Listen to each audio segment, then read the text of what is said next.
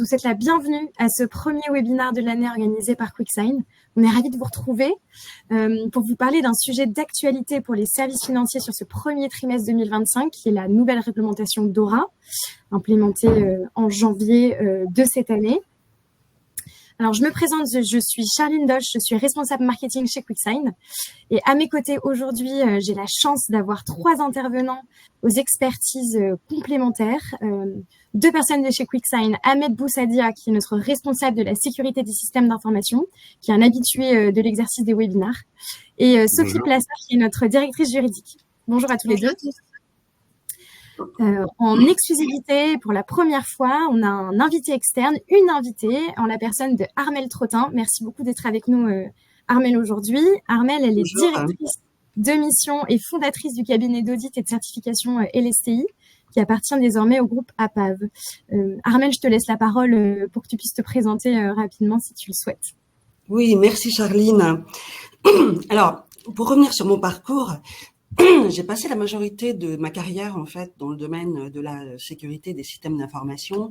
De formation ingénieur, j'ai démarré dans la défense pour ensuite rejoindre un grand groupe dans son cabinet de conseil en sécurité, où j'ai accompagné un certain nombre de PME, TPE, grands comptes dans la mise en place de leur système de management de la sécurité, mise en place de politiques sécurité et analyse de risque.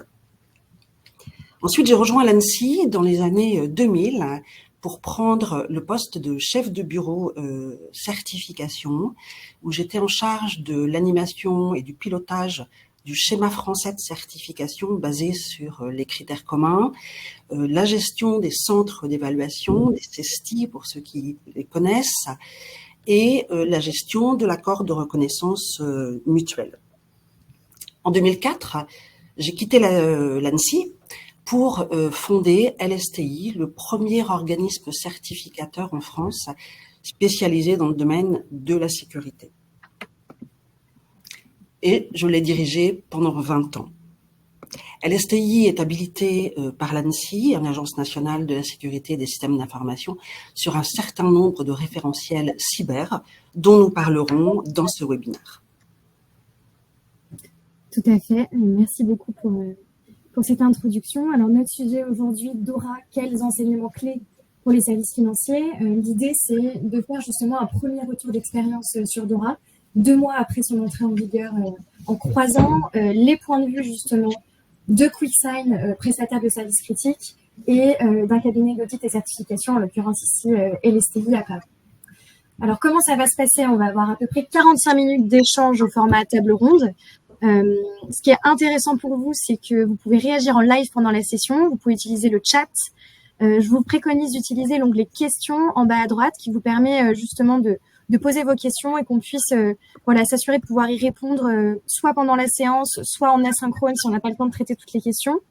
Vous pouvez aussi voter pour les questions les plus pertinentes. Ça, c'est intéressant si vous voulez qu'une question soit répondue en priorité. Et comme d'habitude, on va vous préparer un replay qu'on vous enverra par email par la suite et qui sera aussi disponible sur YouTube. Voilà. Alors, avant de rentrer dans le vif du sujet, je voulais qu'on s'arrête 2 minutes sur la définition de DORA, même si je tiens à préciser que dans notre audience, on a à peu près 60% de connaisseurs / experts. Donc, j'ai vu des responsables conformité, responsables cybersécurité, directrices juridiques. Voilà, je pense que pour vous, ça n'a pas de secret, mais peut-être pour les plus profanes d'entre nous, DORA, c'est le Digital Operational Resilience Act. Il a pour but d'harmoniser, renforcer les règles en matière de gestion des risques cyber qui pèsent sur toutes les entités financières à l'échelle européenne. Comme je vous le disais, il est entré en vigueur le 17 janvier 2025. Et on voit que c'est un sujet qui touche à la fois les services financiers en eux-mêmes, mais aussi, bien sûr, tous les prestataires critiques de ces services financiers. Sophie, je te laisse la parole. Oui, merci Charline. Donc effectivement, comme tu le soulignais, DORA est entré en vigueur là il y a un peu plus de 2 mois, le 17 janvier 2025, et on s'est dit que c'était l'occasion de prendre un peu de recul sur cette nouvelle réglementation qui impacte les services financiers et leurs sous-traitants, en mettant au cœur des enjeux la résilience opérationnelle et la priorité à la reprise rapide de l'activité, de la production après un incident ou une attaque de cybersécurité. Alors c'est vrai quand même que ces thématiques, elles sont pas totalement nouvelles, notamment sur la partie gestion du risque associé à la sous-traitance. Alors nous, côté QuickSign, on était concernés par la notion de PS2E, prestation de services essentiels externalisés, et plus récemment par les lignes conductrices de l'autorité bancaire européenne sur la sous-traitance qui ont été publiées en 2019. Ceci étant dit, la menace cyber, plus particulièrement celle qui vise le secteur financier, on sent qu'elle s'est renforcée, notamment avec un contexte géopolitique qui est sensible. D'ailleurs, il me semble, Ahmed, que l'ANSSI a publié récemment son dernier rapport sur la cybermenace. Est-ce que tu aurais peut-être des stats récentes sur le sujet? Oui, tout à fait. Comme tous les ans, l'ANSSI publie un rapport de l'activité sur la gestion des éléments de sécurité. Ils ont vu une augmentation de 15% du traitement des événements de sécurité. Puis on peut citer comme ça, par exemple, l'année dernière, je ne sais pas si vous vous rappelez, il y a Viademis, notamment, qui a eu une fuite de données, notamment toutes les données liées aux mutuelles. Donc le risque cyber est bel et bien présent et en croissance. Ouais. Donc c'est vrai que face à ça, on sent quand même que de façon assez conjoncturelle, la réglementation, elle s'est quand même beaucoup musclée sur ce sujet-là, tant sur les aspects gouvernance que sur les aspects techniques. On pense à des textes qui vont s'appliquer aux entités essentielles ou importantes avec la nouvelle mouture de NIS 2, ou à des textes à visée un peu plus large comme le Cyber Resilience Act qui vont entrer en vigueur en 2027.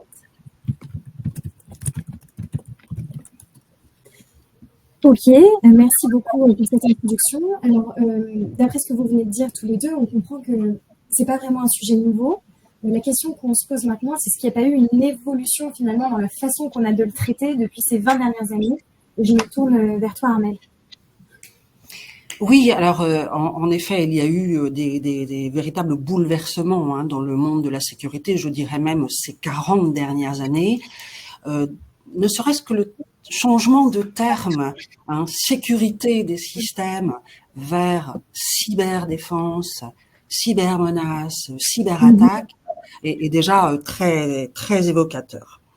Par ailleurs, l'histoire de l'Agence nationale de la sécurité des systèmes d'information est un très beau démonstrateur effectivement de l'évolution, de la manière dont on a pu traiter et gérer ces problématiques, puisque l'ancêtre donc de l'agence, de l'ANSSI, c'est le service technique des chiffres, créé dans les années 1940 et qui avait trait à la cryptographie, je dirais même aux machines de cryptographie pour protéger les télécommunications. Ce service de l'État donc va prendre successivement le titre de service technique du chiffre et de la sécurité des télécommunications, ensuite le service central de la sécurité des systèmes d'information, ensuite la direction centrale de la sécurité des systèmes d'information, pour devenir en 2009 l'agence actuelle, donc l'ANSSI, qui portera le nombre de ses personnels en 10 ans de 100 personnes à aujourd'hui plus de 600 personnes. Donc on voit bien effectivement l'évolution je dirais, du traitement de la sécurité qui était lié très très lié aux produits en fait et à la cryptographie vers une prise en compte des systèmes de management de la sécurité et de la gouvernance. La publication de la norme ISO 27001, d'ailleurs, dans sa première version, dans les années 2005, est tout à fait pertinente pour démontrer effectivement que la sécurité, c'est pas que les produits, mais voilà, c'est de l'humain, c'est de l'organisation, c'est de la gouvernance. Ça, c'est vraiment les bouleversements ces 40 dernières années. Et puis, il y a tout à fait récemment une modification du concept de la protection des systèmes d'information vers la résilience. C'est-à-dire, certes, il faut se protéger, mais ce qui est aussi important, c'est d'absorber les chocs et d'avoir des capacités à se réparer. Et c'est les termes de résilience qu'on voit apparaître dans DORA, qu'on voit apparaître dans NIS 2, qu'on voit apparaître dans la directive de résilience des entités critiques. Merci Armelle. Et pour terminer sur cette partie introductive, je me tourne vers toi Ahmed. Je me demande pourquoi QuickSign prend la parole sur ce sujet, pourquoi aujourd'hui? Donc effectivement, alors QuickSign, donc comme vous le savez tous, notre métier c'est de servir nos clients qui sont des institutions financières dans le cadre de l'entrée en relation à distance. Et dans le droit français, on est déjà qualifié en tant que prestataire de services essentiels externalisés. Et à cet égard, on a déjà tout un dispositif de sécurité, de choses à respecter. Et donc aujourd'hui, on a une mise à jour de tout ce spectre contractuel, non pas sur spécifiquement les règles de sécurité, parce que globalement, on les connaît, les règles de sécurité qu'il faut mettre en place, mais surtout par rapport à la gouvernance opérationnelle. Ça veut dire comment on va pouvoir remonter les informations, les prendre dans les prestataires, etc. Et enfin, un autre petit sujet, c'est que on propose des services de signature qualifiée qui rentrent dans le cadre de la loi EIDAS, et dans ce cadre-là, on est un tiers de confiance. Et à cet égard, on a aussi des obligations liées à NIS V2, comme l'a dit Armelle. Et en fait, dans les deux cas, comme l'a dit Armelle, c'est la notion de gouvernance qui est mise en avant. Et c'est l'enjeu crucial, la mise à jour du pilotage des prestataires. On vous propose maintenant un petit sondage live pour vous réveiller. Alors, je pense que la question ne fera pas forcément de débat. Dora, est-ce pour vous une continuité ou une nouveauté par rapport à EBA PS2E? Vous allez avoir la question qui va s'afficher devant votre écran. Hop, maintenant, il faut soumettre le vote pour continuer. Presque 70% de l'audience qui considère que c'est une continuité. Voilà. Et quand même, voilà, donc quand même 30% de l'audience qui considère que c'est plutôt une nouveauté. Alors justement, si on rentre vraiment dans le vif du sujet, Sophie, est-ce que tu peux nous présenter l'agenda qu'on a prévu pour ce webinaire? Oui, bien sûr. Donc effectivement, on s'est appuyé sur la structure de Dora avec ses 4 piliers. Alors dans un souci de concision, on a quand même mergé certains piliers comme on était avec une contrainte de temps. Et pour chacun de ces piliers, on va faire un bref rappel de la règle de droit. Alors l'objectif, c'est pas d'être exhaustif compte tenu de la densité du texte. Et après, on aura un échange un peu plus opérationnel sur les conséquences, l'application de ces règles, à la fois chez un prestataire critique comme QuickSign, et aussi de l'autre côté avec une vision plus globale de marché que peut avoir LSTI, qui, comme Armelle le rappelait en introduction, intervient sur des process de certification ISO 27001, PASI, PRIS ou PDSI. Merci. On démarre tout de suite avec la première partie, gestion du risque informatique et gestion du risque tiers. Est-ce que tu peux nous rappeler du coup la règle de droit, Sophie? Oui, bien sûr. Alors, on va plutôt rester concentré sur la partie risque de sourcing ici, parce que c'est ce qui nous concerne quand même chez QuickSign. Alors, d'abord, on mentionne quand même en introduction que Dora crée un nouveau cadre institutionnel de surveillance d'un certain nombre de prestataires qualifiés de critiques, et ces prestataires critiques vont être mis sous la surveillance directe des autorités de surveillance européennes. Alors, la liste, elle n'est pas encore finalisée. Sans surprise, on va quand même avoir des grands prestataires européens, internationaux, type des hébergeurs pour lesquels on estime qu'il y a un risque systémique pour le système financier. La liste, elle devrait être publiée courant S2 2025. Si on met de côté ce système de surveillance particulier, Dora impose aux services financiers de mettre en place et de muscler, parce que je pense qu'elle existait déjà, la politique de gestion du risque associée aux prestataires auxquels ils outsourcent des fonctions dites critiques. Donc, bien entendu, la première étape, c'est de cartographier ce qui est une fonction critique chez les établissements financiers et de regarder quelles sont les fonctions, sur ces fonctions, quelles sont lesquelles qui ont fait l'objet d'une sous-traitance. On ne revient pas sur l'obligation de contractualiser, hein. Je pense qu'on le fait déjà tous dans la salle. Mais effectivement, Dora appose aussi un certain nombre de clauses obligatoires qui sont détaillées dans le RTS sous la sous-traitance. Au-delà de cet aspect contractuel, il y a quand même le renforcement de 2 mesures. Le renforcement des phases de due diligence précontractuelle avec une obligation d'évaluer les risques de conflit d'intérêt, les risques de dépendance avec les prestataires critiques et aussi la nécessité de prévoir des stratégies de sortie dans les contrats, qui sont peut-être plus détaillées que ce qu'on peut avoir à l'heure actuelle dans nos plans de réversibilité. À notre sens, quand même, l'enjeu de Dora, il réside dans le fait que le pilotage de la chaîne de sous-traitance, elle s'arrête pas aux sous-traitants de rang 1, mais elle s'applique bien à l'ensemble de la chaîne des sous-traitants qui sont impliqués dans la réalisation d'une prestation critique. Et on sait que ces chaînes de sous-traitance, elles peuvent être très complexes, voire tentaculaires sur certains services. Et qu'il peut y avoir un risque que, en fait, il y a un maillon faible dans la chaîne avec, en fait, une maturité moindre sur ces sujets de gouvernance ou ces sujets de cybersécurité. Alors, du coup, ça m'amène à une question toute trouvée. S'il y a beaucoup de prestataires, comme tu l'expliques, Sophie, ça devient complexe à gérer. Armelle, de ton expérience, comment faire pour simplifier la gestion? Comment est-ce qu'on fait pour gérer le risque avec tous ces prestataires?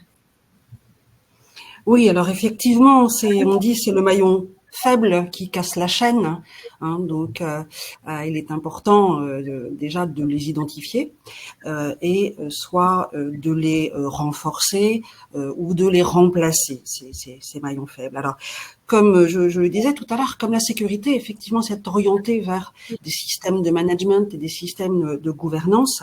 On peut faire le parallèle avec les normes de système de management de la qualité il y a quelques années, qui imposaient à l'entreprise certifiée d'imposer une certification ou d'imposer une maîtrise de ces sous-traitances. Alors évidemment, quand il y a une cascade de sous-traitance, c'est effectivement un peu compliqué, d'où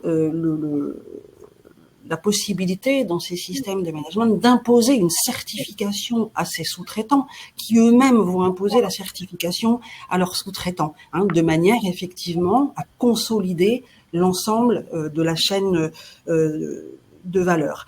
Et on a vu sur l'ISO 27001 récemment un boom de demandes de certification parce que des grands groupes effectivement ont imposé à leurs sous-traitants une certification ISO 27001. Tout à fait. D'ailleurs, QuickSign est engagé, donc on est dans ce mouvement-là, est engagé dans une certification ISO 27001 dans le but d'avoir cette notation au Q3. Donc on est totalement dans cette démarche. Tout à fait, effectivement. Alors, je parle de l'ISO 27001, mais on peut également citer NIS 2, hein, qui dans son Implementing Act cite la norme 27001, mais pas que. On trouve également les normes ETSI, EN 319-401, qui s'appliquent notamment à QuickSign en tant que prestataire de services de confiance, où on a aussi cette notion de gouvernance et de maîtrise des sous-traitants. Du coup, j'en déduis que la norme ISO 27001 n'est pas réservée aux grands groupes. Alors, la norme ISO 27001, non, n'est pas réservée aux grands groupes. C'est une norme de système de management, donc il faut l'adapter au type de structure. Il est clair qu'on ne va pas développer un système de management pour une entreprise du CAC 40 comme on va le développer pour une TPE ou un prestataire de services de confiance. D'expérience, chez LSTI, nous avons une centaine d'entreprises certifiées et bien, je peux dire que plus de 80% sont des TPE-PME. Et nous avons même quelques expériences de clients certifiés de moins de 20 personnes. Donc, c'est la preuve, effectivement, que ça n'est pas réservé aux grands groupes. Ben, on va en profiter pour enchaîner avec un deuxième sondage live sur ce thème ISO 27001. Combien de certificats ISO 27001 pour des entreprises sont en cours de validité en France ? Et alors, avant de vous donner la réponse, Armelle, on peut préciser d'où nous vient la source?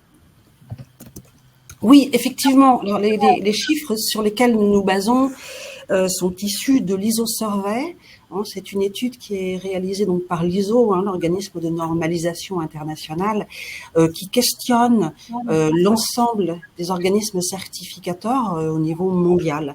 Donc, certains organismes certificateurs ne vont pas répondre, d'autres vont peut-être un petit peu gonfler les chiffres. Donc, voilà, mais c'est aujourd'hui quand même la source la plus fiable sur laquelle on peut se baser pour faire des statistiques sur les certifications ISO 27001 au niveau international. Alors, on a 48% d'entre vous qui pensent que la réponse est 1050, 29% 705, 16% 1225 et 7% 530. Et la bonne réponse était 1050. Et la France est au 12e rang mondial, si je ne me trompe pas, Amel. Tout à fait. Tout à fait.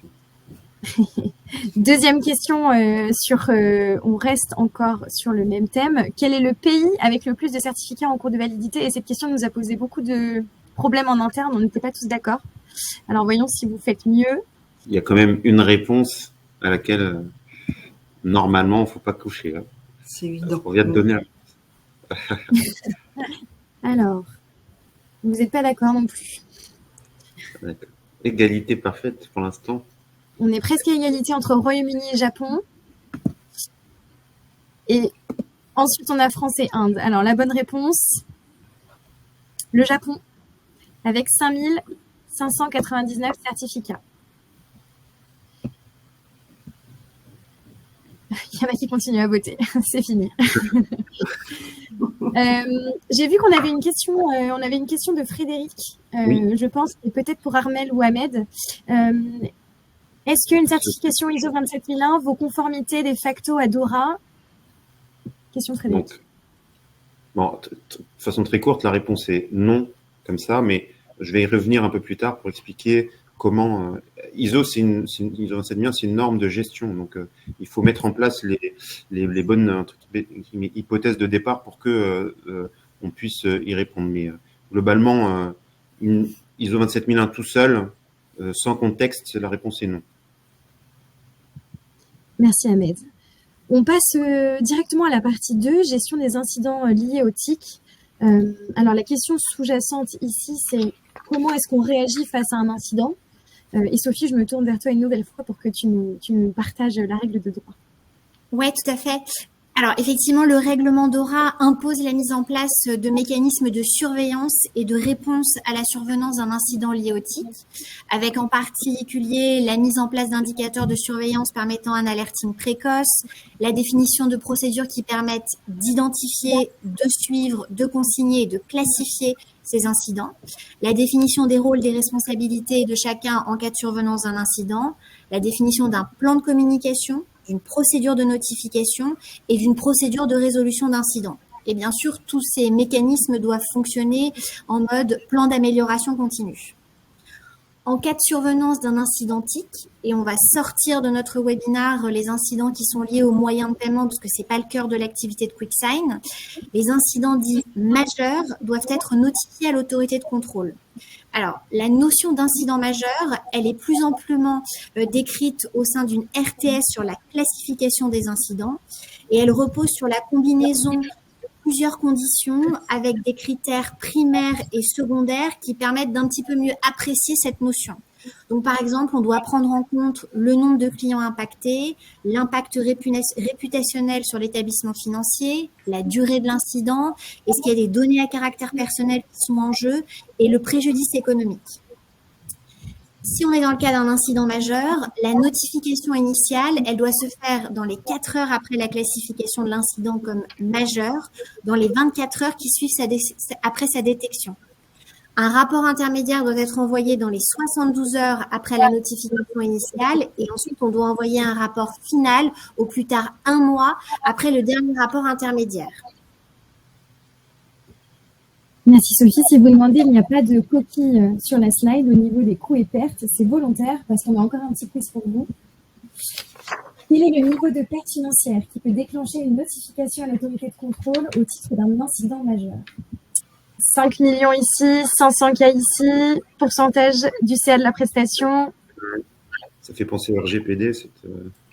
Ouais, cette réponse, ouais. Ouais. Pourcentage du CA de nouveau. Est-ce qu'on arrête le suspense? 350K.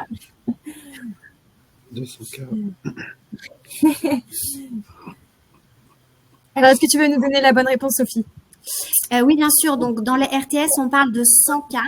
Alors, bien sûr, c'est un critère qui n'est pas à lire seul, mais comme je vous le disais, c'est la combinaison en fait de plusieurs critères qui permettent de qualifier en fait si un incident est critique ou pas.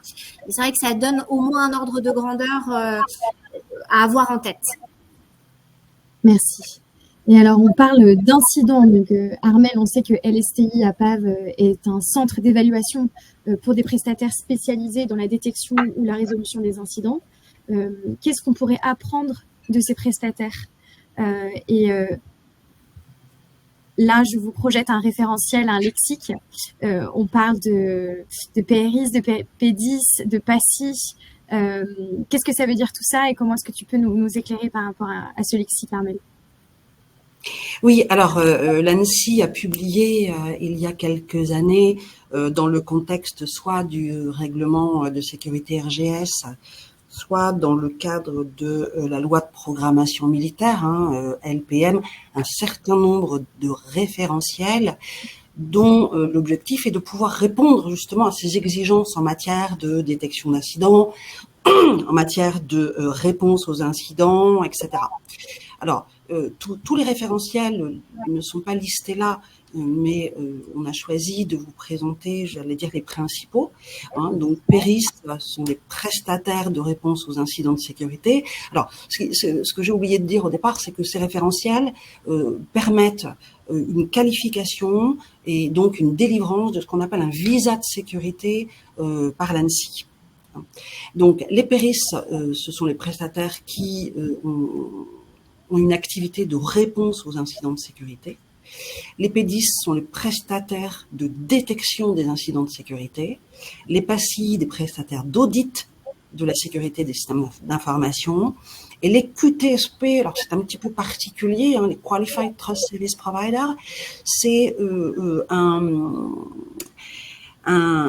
référentiel qui intervient dans le contexte du règlement européen eIDAS, identification et service de confiance. Donc là, c'est pas un référentiel ANSSI, c'est un référentiel européen qui est destiné à délivrer donc une qualification, une certification de conformité aux prestataires de services de signature électronique, d'horodatage, de validation de signature, de e-recommandé. Donc ça, c'est dans le contexte de IDAS V1. IDAS V2 a été publié, va rentrer en application très bientôt et on va voir apparaître des nouveaux services dont on va beaucoup parler, on parle déjà beaucoup, qui sont les services de wallet, les portefeuilles électroniques et la gestion d'attributs principalement. Et quels sont les profils des entreprises qui détiennent ces certifications, Armelle? Alors, sur les PERIS, on a à la fois des TPE, PME, mais quelques grands groupes également. Les P10, c'est vraiment des grands groupes, parce que là, c'est des investissements très importants, des niveaux d'exigence sécurité qui sont exigés par l'ANSSI qui sont relativement élevés. Les PASI, beaucoup de TPE, PME, sont des entreprises qui réalisent des audits. Je détaillerai peut-être tout à l'heure en fait les différents types de portées d'audit. Quant au QTSP, service de prestataires de services de confiance, on a principalement aujourd'hui des TPE et PME. Ahmed, la question qui se pose maintenant, c'est comment une PME comme QuickSign, justement, pourrait répondre aux exigences de détection d'incidents si P10 est destiné aux grands groupes? Alors effectivement, donc QuickSign a des obligations de détection et de notification d'incidents et on n'est pas un grand groupe. Par contre, on doit mettre en place un framework et il existe déjà, comme l'a dit Armelle, donc on fait partie d'un QTSP pour la signature électronique. Donc on doit avoir une conformité avec la norme européenne 319-401 qui inclut les notions de notification, détection et notification d'incidents.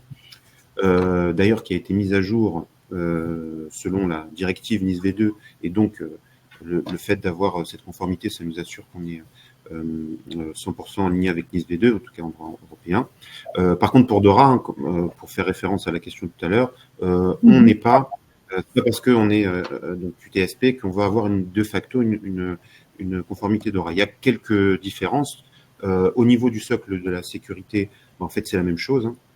Par contre, on va y avoir des différences sur l'identification, la qualification des prestataires, la récolte des informations depuis nos prestataires à nous et la remontée vers le prestataire tiers. Et afin de simplifier la gestion, donc nous, on a décidé de mettre tout ça, vu que c'est une norme de gouvernance, de mettre tout ça dans ISO 27001. Donc, en fait, on a pris le pilotage des prestataires et on l'a mis dans cette gouvernance. On a pris les exigences DORA, on les a complétées avec ce qui nous manquait pour avoir la maîtrise de cette chaîne. Donc ça nous permet, voilà, donc ISO 27001, on voit en fait, c'est d'avoir une approche industrielle de la gestion de la sécurité qui inclut nos prestataires à nous et qui inclut la notification à nos clients et autorités de certification ou régulateurs quand c'est applicable. Et puis, concrètement, comment ça... Ah pardon, excuse-moi. J'ai oublié de dire, de toute façon, avec le RGPD, on était déjà obligé de faire ça, d'une certaine manière. Donc, ça vient renforcer tous ces dispositifs. Donc, je me demandais du coup concrètement comment ça se passe la gestion, la prévention d'incidents chez QuickSign. Alors, de façon classique, on peut distinguer deux types d'incidents. Il y a déjà les incidents affectant la disponibilité des services. C'est ça, on est tous rivés là-dessus, hein. Il y a des engagements, des pénalités si on n'atteint pas nos 99.9. Et dans ce cas-là, donc là, on a en gros principalement les honneurs de ce sujet, on va dire, même si on est tous responsables, ceux qui vont l'alerter, qui ont les procédures qu'il faut, c'est notre équipe de production, qui sont en 24/7, ils mettent des sondes partout sur notre plateforme, et dès qu'il y a des événements techniques comme par exemple des fuites mémoire, du stockage qui déborde, ce genre de choses, il y a des procédures qui doivent appliquer pour pouvoir arriver à une situation normale et éviter une indisponibilité de service. S'il y a une indisponibilité, là on est en cycle PDC1, ça veut dire il faut remédier, donc il y a potentiellement une petite crise, rémédiation, on fait un retour d'expérience, on améliore nos procédures et ensuite on communique à nos clients et tous les mois il y a des communications sur les disponibilités de différents événements de sécurité. On a aussi l'équipe QA qui fait ça magistralement. Au niveau de la sécurité, on est toujours dans les mêmes cycles d'obligation de reporting, mais par contre on va avoir des événements de détection qui sont un peu différents. Donc, ce qu'on voit au final, c'est toujours, telle société a été victime d'un ransomware, telle fuite de données, etc. Mais par contre, en fait, il y a plein de petits signaux mineurs qui vont venir induire un gros incident de sécurité. Par exemple, un firewall mal configuré, une règle de création de compte suspect qui ne respecte pas les procédures de création de compte. Il y a plein de petits événements comme ça que nous, dans l'équipe sécurité, on doit traiter, qui sont des événements, des incidents de sécurité à un niveau faible, mais qui, tout pris en compte, vont avoir une incidence sur la production. Et donc, pour tout ça, pour s'assurer que ce système-là marche, on est obligé de faire des tests donc de résilience, qui est le sujet un peu majeur ensuite pour DORA. Tu nous fais une transition parfaite vers la dernière partie de notre webinaire qui va être un peu plus rapide, qui est donc celle des tests de résilience. Sophie, je te laisse la parole comme d'habitude pour le rappel de la règle de droit. Oui, tout à fait. Effectivement, un des enjeux de DORA, c'est de se dire comment est-ce que je me prépare à ce que mon activité tombe et comment est-ce que je réagis rapidement pour la remonter. Donc, effectivement, DORA exige que les services financiers mettent en place un programme solide et complet de tests de résilience opérationnelle pour tester la résilience de leurs fonctions critiques et évaluer leur capacité à gérer un incident. Ces tests, ils doivent inclure des scénarios d'attaques cybernétiques et aussi d'autres perturbations de production un petit peu plus classiques. Donc, en particulier, ce programme de tests, il doit inclure des tests de sécurité physique, des tests de performance des services critiques, mais aussi toute une batterie de tests plus axés cybersécurité, comme des pen tests, des analyses de vulnérabilité, des analyses de code. Par ailleurs, il va y avoir certaines entités qui sont définies dans le RTS sur les tests de pénétration, fondés sur la menace, les tests Red Team, qui vont devoir réaliser tous les 3 ans, sous la supervision des autorités de contrôle, des tests dits de Red Team. Et pareil, comme à ce qu'on a vu dans la première partie sur la chaîne de sous-traitance, bien entendu, l'ensemble de ces tests doivent être réalisés avec les prestataires qui supportent une fonction critique. ces tests ils doivent aussi être réalisés sur une approche qui est basée sur le risque. Bien sûr. D'ailleurs, Armel, Armel, tu parlais des prestataires PASSI, si tu veux en rajouter quelques mots. Oui, tout à fait, Ahmed, hein, comme je l'avais annoncé tout à l'heure. Donc, les PASSI, effectivement, prestataires d'audit, peuvent être qualifiés sur 5 portées. Donc, organisationnel et physique. Donc, ça va être peut-être, enfin, ça peut être proche de 319-401 et de l'ISO 27001, mais aussi audit d'architecture de sécurité, audit de code, audit de configuration et ce qu'on appelle pentest ou portée intrusion. Et dans plusieurs référentiels, en particulier sur les prestataires de services de confiance et les OIV, ont obligation d'effectuer un certain nombre de tests, particuliers tests d'intrusion, régulièrement et par ces prestataires qualifiés PASSI.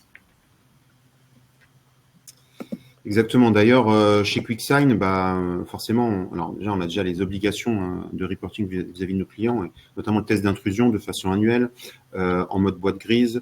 On réfléchit également à partir soit du bug bounty ou bien sûr, on regarde comment intégrer les notions de red team, qui est beaucoup plus poussé comme audit. On a dedans les différents tests avec les campagnes de phishing et les sensibilisations annuelles. Donc, plus personne ne me fait confiance, moi, chez QuickSign, quand je leur envoie un mail, malheureusement. Ensuite, forcément, le phishing, c'est le risque numéro 1 d'intrusion sur les acteurs de la menace. Donc, c'est important de le monitorer. On fait tout ce qui est scan de notre infrastructure, analyse de code, et tout ça est soumis à APV, bien sûr, et tout ça soumis à reporting. On a fait un premier test de gestion de crise en se basant sur la méthodologie de l'ANSSI avec cellule décisionnelle, cellule opérationnelle, cellule de communication. Donc, il y a un référentiel là-dessus. Bon, on est parti, bien sûr, sur les bonnes pratiques de l'ANSSI. Et bien sûr, on a les tests de continuité, on a 2 infrastructures, une active passive. Donc, le but, c'est de s'assurer que notre infrastructure passive tient bien la charge en cas de défaillance de notre site principal, et un décès en actif-actif. Donc ça, là, le but, c'est de couper ce qu'on appelle une patte. Donc un des data centers, on le coupe, on l'isole et on regarde si on est bon sur le deuxième. Donc, tout ça, ça fait partie des choses. En fait, concrètement, le pilotage, c'est reporter tous ces éléments-là à nos clients et nous aller les chercher depuis nos prestataires et vous le reporter pour avoir une maîtrise de la chaîne globale. Très clair, merci Ahmed. Et pour conclure ce webinaire, on a une petite question finale pour vous que je vous publie également maintenant. Selon vous, quel est le pilier de DORA le plus challengeant opérationnellement parlant? Là, il n'y a pas forcément de bonnes ou de mauvaises réponses.